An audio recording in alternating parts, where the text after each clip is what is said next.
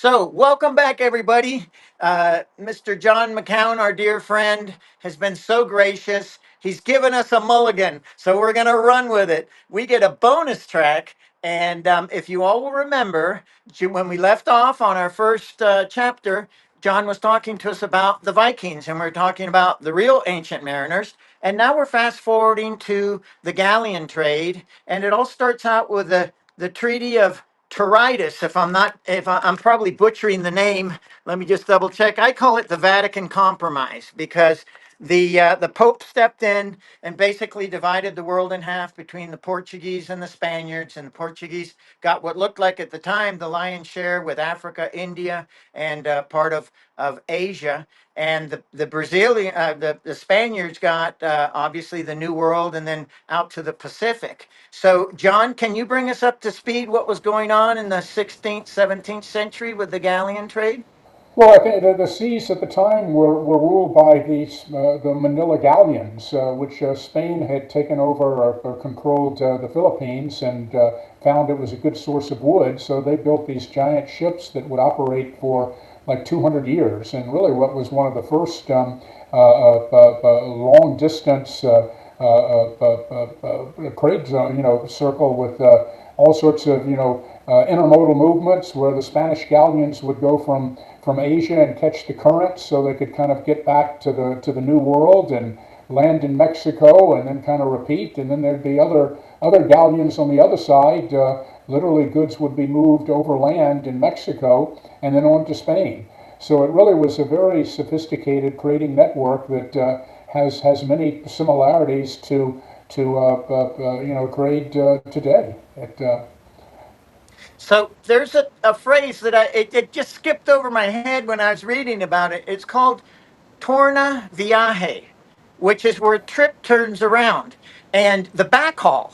And that's what Malcolm McLean discovered with his trucking industry. And the cool story, as I dug deeper into Sealand, and I wanted to know where in the world, and obviously Sealand was all over the world, and they had big contracts out to Vietnam in the 60s during the war. And I guess that's where the story you were telling us about Toyota, they had to find something to bring back from Asia. So there's your Torna Viaje, and you were just talking about the currents off of sailing north from the Philippines to get that backhaul. And obviously the rest is history. So um, No, you're right. It's amazing today to sit. The biggest container trade lane in the world is the Trans-Pacific, and with obviously much more volume coming our way. But yet, the first Trans-Pacific service, as you point out, when Malcolm had container ships moving supplies to Vietnam, was outbound, and there's nothing like an empty mile that a freight person dislikes. And Malcolm rationalized many times. He would talk about the story. He said, "Well, I knew there had to be something over in Asia that could come back." And so Malcolm often talked about a whirlwind trip he made to Asia in the mid 60s and met with a lot of the big companies. And they were the first really kind of international users of container shipping, Mitsui and Mitsubishi. And I dare say that kind of early adoption of container shipping by the Japanese certainly was supportive of what would become kind of the Japanese export miracle. So it is fascinating. Interesting. James Michener in his book, The Caribbean, used a format where he was jumping back and forth. Each chapter would be a story in a different island. And sometimes in Jamaica, it'd be a modern couple, with things going on. And then another chapter, it starts out with the Arawak, coming up from the Amazon, and Columbus is getting in touch with them. So I want to jump back to the 1700s. And in the late 1700s, the French were sailing, and we have the pictures of the different vessels. Norma will put that up for us in the finished product. And the everyone was bringing things back to their botanical gardens around the world, and this was bragging rights, the botanical collections. So the French had been grafting from what the Franciscan friars had established in India, and they set up a station out in Mauritius, and the plants were adapted. And here's another example of a container. They would put each mango tree in its own boxed in container and put a glass top over it, and every box had a number. And so there must have been at least 11, because the famous Mango number 11, there's a battle that takes place. Can you tell us about that? It's the Battle of St. Tees. The English intercept the French vessel. I do recall hearing about that, and at the end of the day, it was all over. I guess it goes to show how valuable botanical products were, in particular the mangoes, and it was a fierce battle, I guess, for what was viewed as a wonderful cargo or something different to bring back to Europe, and Right. So tell us about Saint, is it Lucius or Saint, the island Saint off of the Bahamas?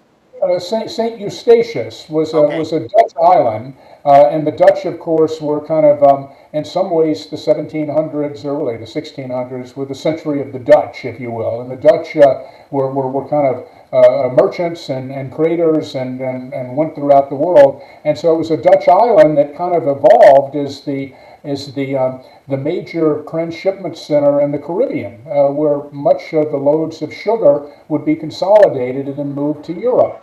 And we don't think of it now, but really for the first 200 years of the so-called New World, most of the action was in the Caribbean. It was viewed as first they were able to grow sugar cane, which was, then that tied into the slave trade. But the Caribbean was really where all the action was. And so St. Eustatius became the central point. Hundreds of ships a year would dock there. And the story that I remember, there was a wonderful book written called the First Salute. And it was about a merchant U.S. flag vessel, or merchant vessel, in the Revolutionary period, sailing into St. Eustatius, and the Dutch governor ordered the local fort to fire a cannon, a salute. That was kind of, and it wasn't that the Dutch were really taking sides, they just wanted to encourage trade. And so this island became, as time went on during the actual revolution, became, as I recall, the conduit where about half of the arms that we got from France secretly came into St. Eustatius. And I'm guessing because there was so much traffic, that was kind of hard to spot. There were dozens of ships going in and out of that each week. And I remember reading that after the fact, when somehow King George was made aware of the key role of St. Eustatius, muttered something like that damn Dutch island cost us the colonies. So it's, but again, I keep on coming back to my amazement at how central the Caribbean was. I like old maps, and I have a grand old map of what they call the West Indies, and the West Right. Indies was Right. the New World. And when you look at that, you can see perfect outlines for Cuba and Puerto Rico and much of the Caribbean. And of course, Cuba, Havana, and San Juan were the main ports of the Spanish because they were just perfect harbors, like they were carved out.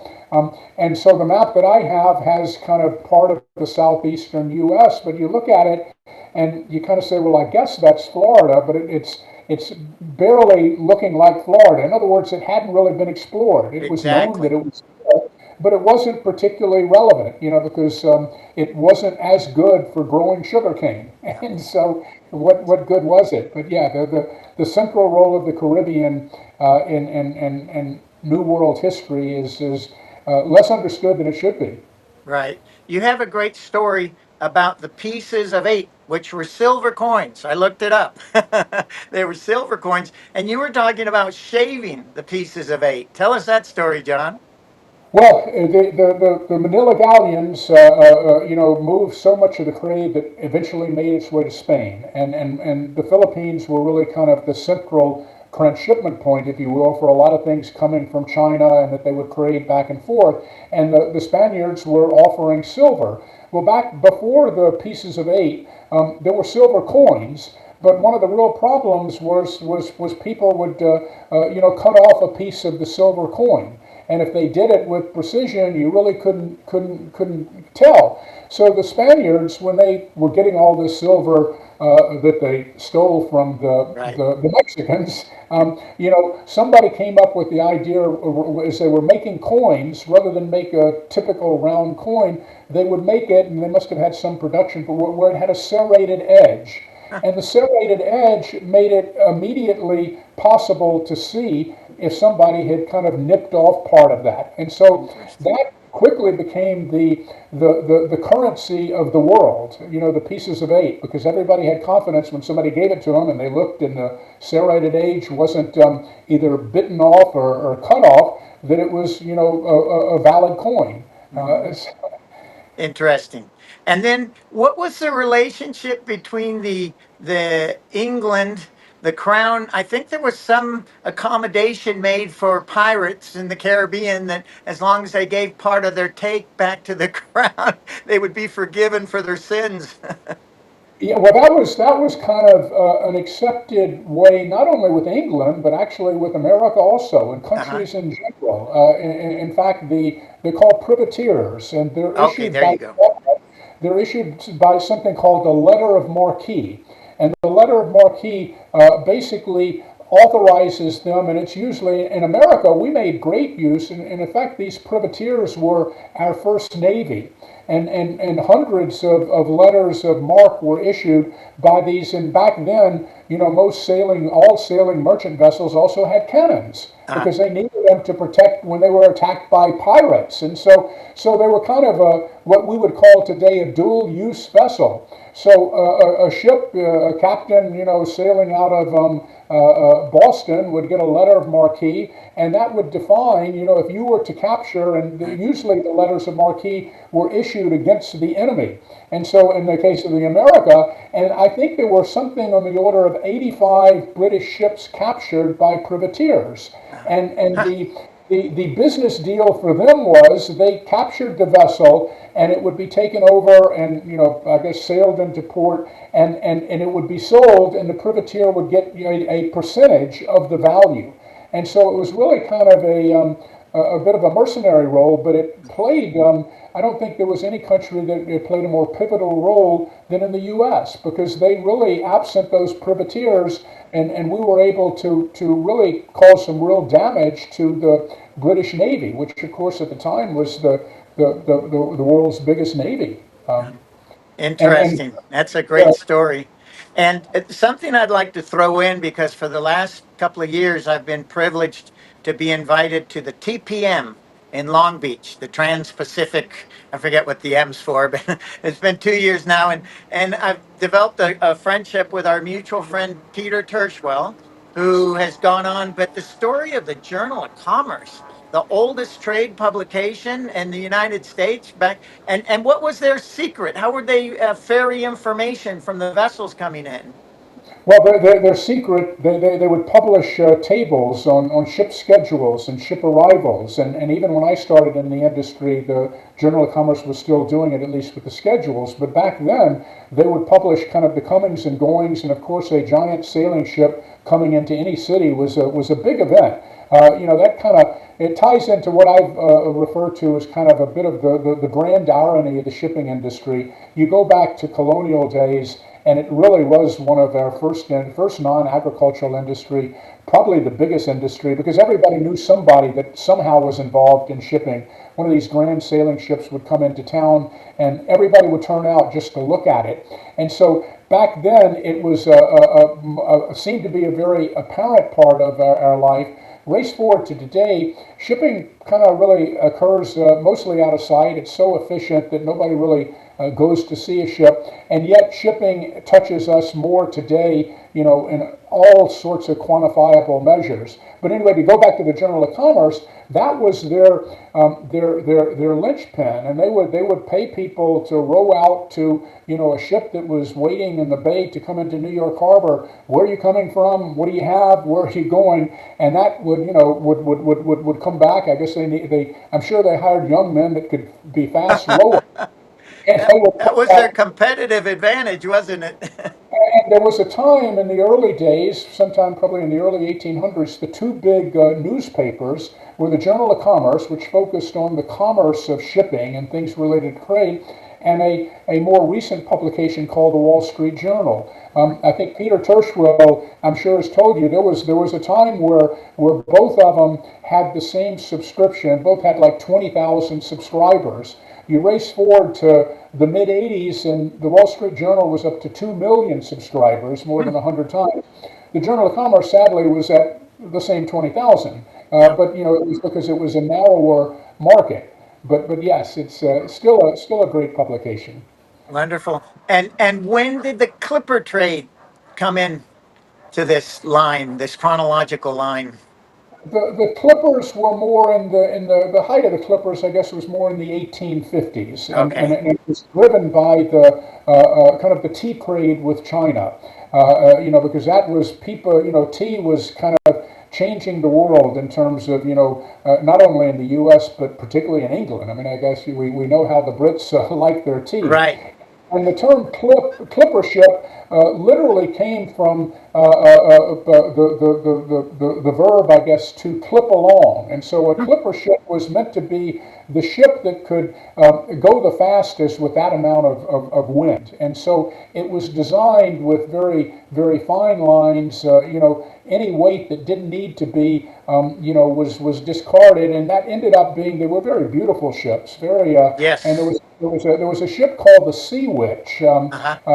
the clipper ship that Right. actually set the record, a record that really stood up until about 5 years ago. And back then, sailing ships, they'd have a record for any port pair in the world, who's the fastest, and Hmm. clipper ships owned all of those. But over time, most of those were eclipsed. But the one that still stayed in place was a particularly long distance route, and it was from Hong Kong to New York.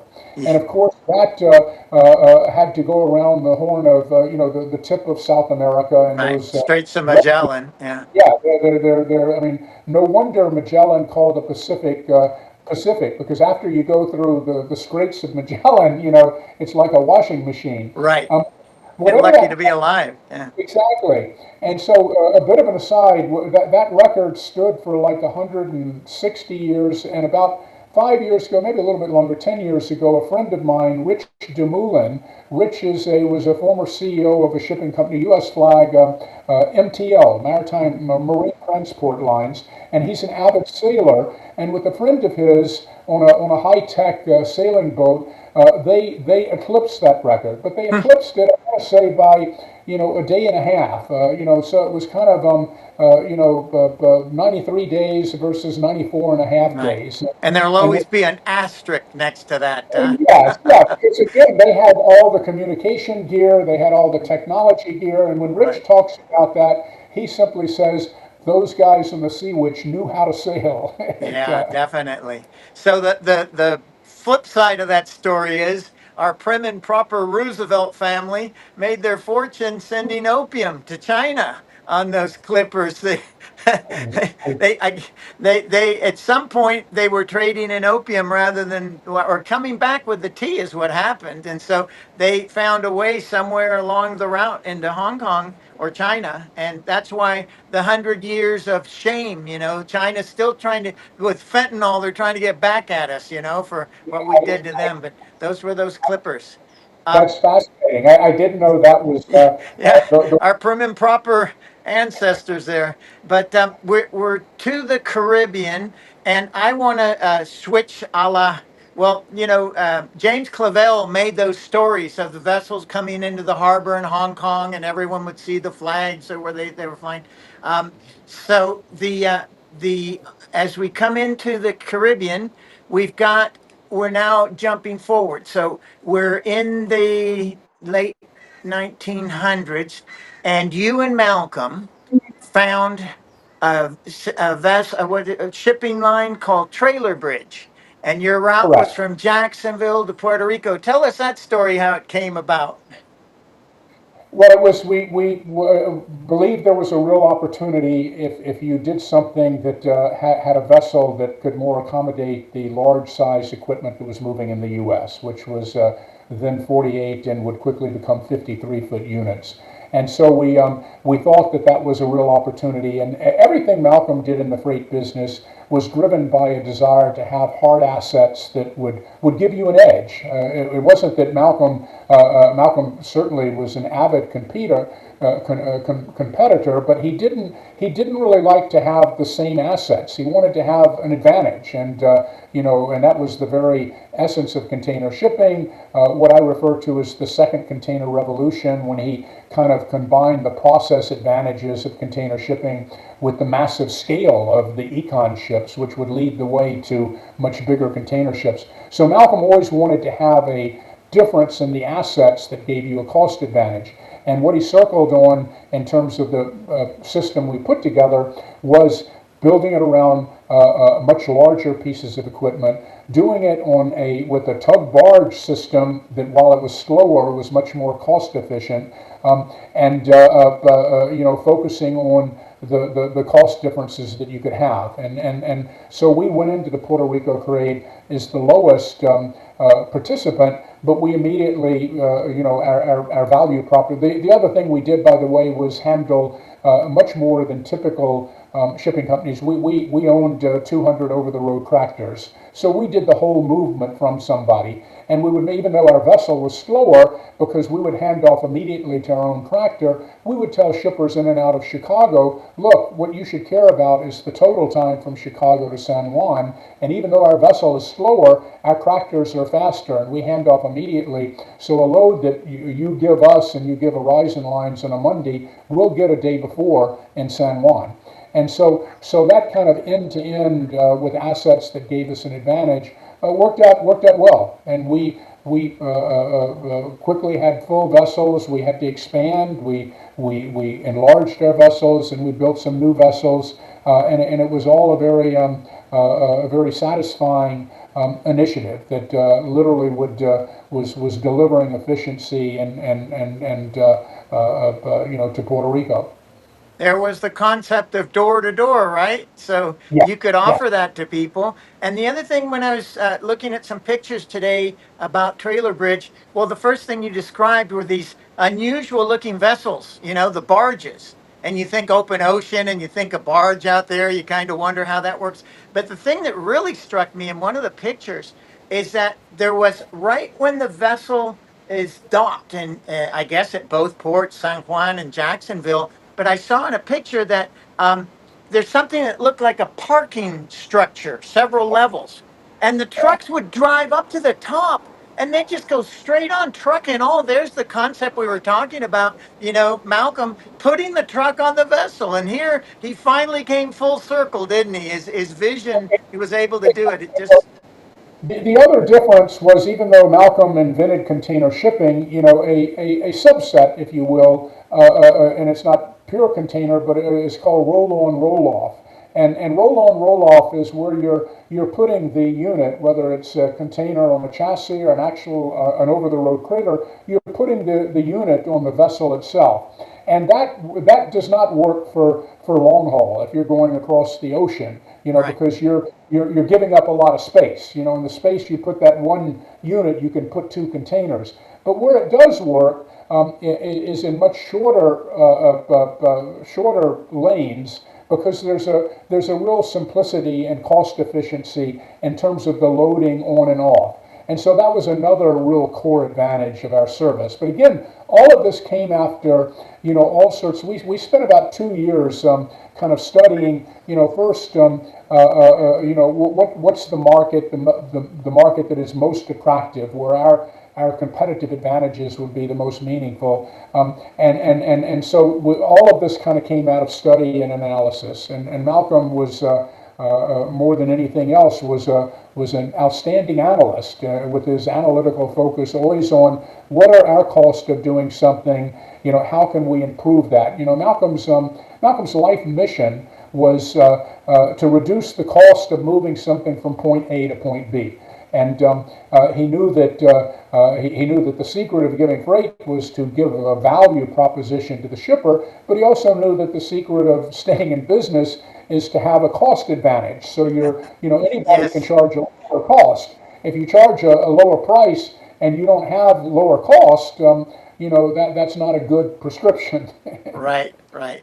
Well, the Scottish are famous for being penurious, and you're always looking for a time and motion, but not for the sake of the exercise, to get down to the crux of it. How are we going to shave some pennies off? And anyway, I think that's fascinating, and you're right. And it must have been something to have watched his great mind working. And another number that stuck out in my head today. Malcolm sold Sealand to R.J. Reynolds when they were looking to diversify. And I guess they called it Reynolds Industries or something. But they paid Malcolm $560 million, a $500 million back in the 70s. Yeah. That's unbelievable. Well, it's hard to think of that now, but that was really one of the biggest acquisitions at the time. I mean, now routinely you have bigger acquisitions, and he sat on the board of Reynolds for a while. He owned roughly 10% of the stock of Reynolds, and decided that he wanted to kind of go back and in business. He had other businesses that he invested in, but he was had a focus, a desire to get back into the transportation business. And so he tasked his investment banker with looking and bringing to him anything that was in the transportation area. And what's interesting, they came up and there was kind of, he was saying something in the order of 150 million. He was willing to put his own capital kind of where his Yeah. goals were. And the investment banker came back with two companies that they concluded could be available for that price. One of them was U.S. Lines, and that's what Malcolm bought. The other one at that time that was available for about the same amount was American Airlines. Well, Wow. well, obviously that says something about the airline business, which has grown exponentially since then. But Malcolm was, he kind of noodled on it, but in the end, he wasn't particularly interested in people aren't freight. And that was a whole different, Right. but he did buy U.S. Lines and re-energized it, and that's where he built the econ ships. And briefly, one of the magazines at the time said it's as if Henry Ford has come out of retirement and bought Chrysler, and there Uh-huh. was some similarities. But again, it was the love and desire of controlling an entity and turning it around and trying to make it better. Now, when you use the term econ ships, is that Mhm. economy of scale, or what does that really mean? That was the name Malcolm and his naval architect gave to the vessels that he tasked the naval architect with building. And again, getting back to the point that I had said that Malcolm wasn't interested in buying U.S. Lines and then just letting it continue to operate the assets that it had and kind of wish that it worked out well. He wanted to re-energize it, and the assets it had, in his view, were subpar, and he wanted to orchestrate a major new building program, which became the econ ships. And at the time, he tasked the naval architect with building a container ship that was kind of like a shoebox, the biggest box that could fit through the Panama Canal. And so that's what the naval architect did. At the time, the econ ships were 30% bigger than any container ship afloat, the biggest container ship, and probably more than twice the size that the typical container ship operated. And Malcolm knew that would give him a cost edge, just that scale economy. But the industry, there were all, and he also determined that the best way of deploying that massive amount of capacity was in a eastbound round the world service. What that would do would capture most of the major lanes. The Trans-Pacific was largely eastbound, so you had that. The ship would first start on the west coast, then go around to the east coast, so you're covering both coasts. At the time, the eastbound trade in the Atlantic from the U.S. to Europe was actually bigger. You were then opening up new markets, from the U.S. to the Middle East, and so it made sense. One of the things, and at the time, all of the pricing was handled by conferences. The industry felt very threatened by these big ships, and there were all sorts of tactics, if you will, that they took to make it difficult for those big ships to be successful. So I could go on and on about that, but Malcolm's vision for these big ships, even though the industry and many people decried them as being way too big, and one person, referred to them as Malcolm's canoes. We don't need vessels that big. That's ridiculous.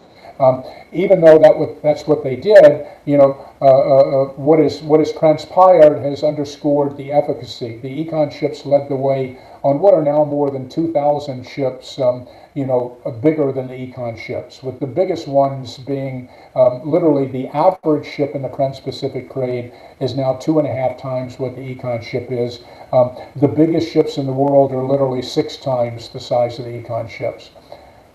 Interesting.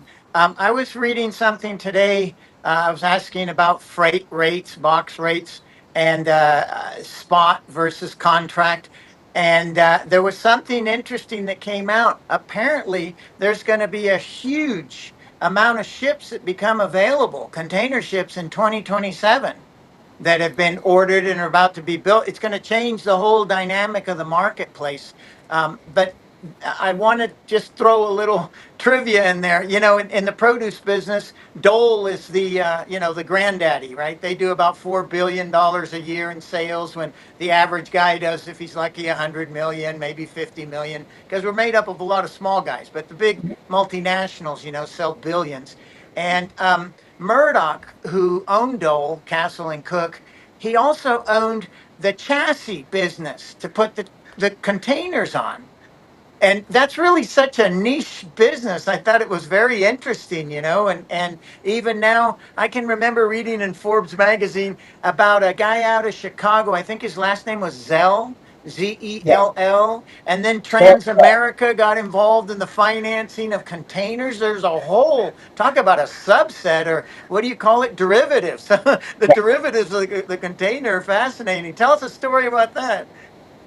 well, when you get into kind of the numbers and just the physical numbers, physical containers, I think at last count, it's something over 50 million of these metal boxes, and you can play all sorts of interesting factoids by how far they would stretch if you connect them, and I think the physical containers, I think. Will make it from here to the moon if connected back to back. You take the Incredible. total loads, 175 million TEU Right. volume, it'll go to the moon and back. So Right. it's a business of massive scale, and with that is massive requirements for financing. So and all of those people that you talk about have invested in kind of the equipment, which is a pretty big business in and of itself. So explain to our viewers, a lot of them are in the business, they, pay for their containers and everything, but from time to time, there'll be a backlog. And what you were just describing, if you look around the world, at one point we could cut corners. You could go in through the Suez Canal, but the intricate work that goes into timing the flow of the containers. And if you forget the vessel, if you're just the vessel, the container takes a day or two to unload. It doesn't make it back to the container yard, and it'll have to wait for the next sailing. And in the produce business, there have been times on the West Coast where there were weeks where there just weren't any containers available because they were being held back unloading. Sometimes people use the containers as an extension of their warehouse, even though they try to charge demurrage for that to keep the containers flowing. But Well, there are a lot of changes going on that I think will be permanent, and I see kind of some changes in the sector and the way, and unfortunately, I think it's not going to be good for shippers because most of these changes, I think we're going from, prior to the pandemic, it was probably fair to say that the container shipping market was rather consistently advantaged shipper, and there was excess capacity, there was excess equipment. If you had loads, you would have multiple carriers going against them. The capacity was always kind of in excess. And what came out of the pandemic was a realization by the carriers that when we get into a situation where capacity is equal or even less than the demand, rates go much more through the roof than they thought. And so that's leading to more active capacity management. And like I say, I think it's now moving to a situation where it's more advantage carrier. And with that, more this active capacity management shows itself in blank sailings, sometimes that occur, without a lot of notice, and they just changes the rhythm. We're going to see more kind of erratic rhythm, and then you have these macro events that kind of come in, whether it's the Iran war, which is kind of the latest, and before that you had the Red Sea situation. A consistency is that those macro distortions, if you will, invariably the carriers have found a way to benefit from those, where their financial results are impacted. And so all of that kind of comes with, from the shipper standpoint, not as consistent service, certainly not as less expensive service. So the carriers have, 2026 will be the eighth straight year that the industry has been profitable. Blockbuster numbers. That's unprecedented, and Yeah. and the more profitable the industry is, the more they can kind of resist the temptation. No matter how tempting, a shipper, a smart shipper like you, that will tell them, well, if you give me this rate, I'll give you this volume. Right. They can shake their head now. We deal in a different world with reefers because those are the Rolls Royce of the containers, and boy, do they know it. And Yes. what we've watched the rates go up, over the last 30, 40 years. It's just mind boggling. It used to be $1,800. Now they've gone up to $6,500 for the same reefer rate. And can you explain a little bit about, it's like a Rubik's Cube on the one hand, and I think of an accordion when I try to describe it to people. But if you look like an air traffic controller, you're watching all these containers move around the world. Some of them are offloaded, and the biggest problem, especially at the port of Los Angeles, all the ports just don't have the space to hold the containers anymore. And they're empty, but there aren't enough vessels to pick them up and keep them flowing. And it's really become a logistical nightmare. They have to have I think in Nevada, they're building an inland port just to store the containers, get it on rail, get it out of the way, because it's such a congested situation. It's a problem, and unfortunately, it'll be a growing problem, because one thing that is assured is that generally, and I say generally, tariffs notwithstanding, container bring it down. But the reality is, many of our ports are reaching closer to capacity limits than we might realize. And basically, the same, except for one exception, the same group of terminals today are handling about 4 times as many inbound containers. And they do that with a lot of efficiency gains and some marginal expansions, but a lot of the way they do it is just stacking containers higher. And container terminals really, once you reach 7 loaded containers high, you're reaching the maximum weight capacity they're designed for. And a cynic would say, and perhaps I'm a cynic when it comes to, a cynic would say that the carriers and the marine terminal operators are aware of this. But they're going to be slow and perhaps even reluctant to spend a lot of their money expanding and creating new capacity when they realize, which has been proven through the pandemic and even during the Red Sea thing, when they realize, when you get into a jammed up position, it can happen multiple ways, but those ways will always generally consistently work to kind of throw a monkey wrench into the system. And when the system slows down, rates go up. So you almost have a kind of a disincentive, in the olden days, and maybe people would say, back in my operating days, I was constantly looking to build capacity, and I wasn't concerned about having, I wanted to have enough capacity to get the business that I expected to get. And you never wanted to be into a situation, we would always make sure we had excess equipment, because you didn't want to be in a situation, even during the busiest time of the year, that you turned to the shipper and said, well, sorry, we know you want to book a load, but we don't have any equipment. I dare say that there are some carriers out there that don't share that mindset, particularly when they know if, and so you reduce it down. Again, the most cynical interpretation is somebody could say, well, wait a minute, you're telling me if I spend a big hunk of money to expand my terminals and have more equipment, that's going to translate into worse results for me going forward than if I don't spend my money. Uh, It doesn't take a rocket scientist to kind of say, well, let me balance that out. Okay, right, so right. I think I'll go with the not spending money and better results. I mean that's again that's perhaps an overly cynical approach, but perhaps not too cynical. Right. Well, we've had such an incredible journey with you, and we've gone around the world, and then we've come back to the Caribbean, and we've learned about Trailer Bridge. And I think Norma has a question for you, John, before we sign off. Norma, are you there? Yes, thank you, Will. Thank you, Mr. McCown. Your participation has been very interesting, but I have a question. Please tell us about Florabama. What does it mean? I'm going to Well, put my Jimmy Buffett cap on for that, John. It's 5 o'clock somewhere.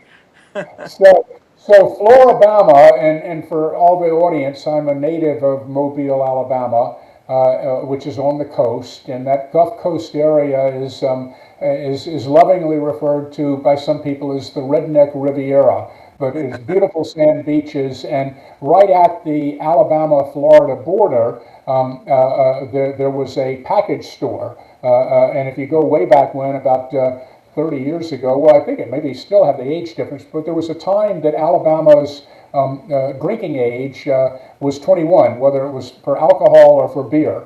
Florida, I think, was 21 for alcohol, but Florida was 18 for beer.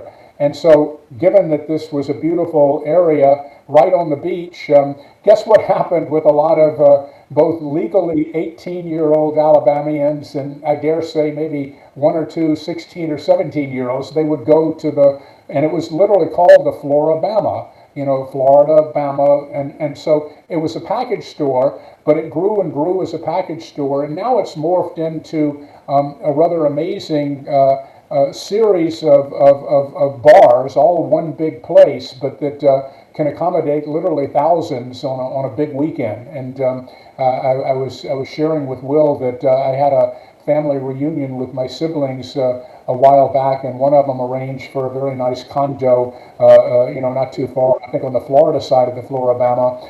And she came to me and says, "Oh my gosh, I didn't know that this was mullet toss weekend." And I said, "What are you talking about?" He said, "Mullet toss weekend. It's the biggest weekend of the summer at the Floribama, and there's a contest on who can throw a mullet fish the farthest. You know, presumably after some consumption of beer." But it's a very colorful place, and if you're ever on the coast area in that, the Floribama is worth a stop. I've heard it somewhere along the grapevine that you have a cousin who dated Jimmy Buffett. Is that true?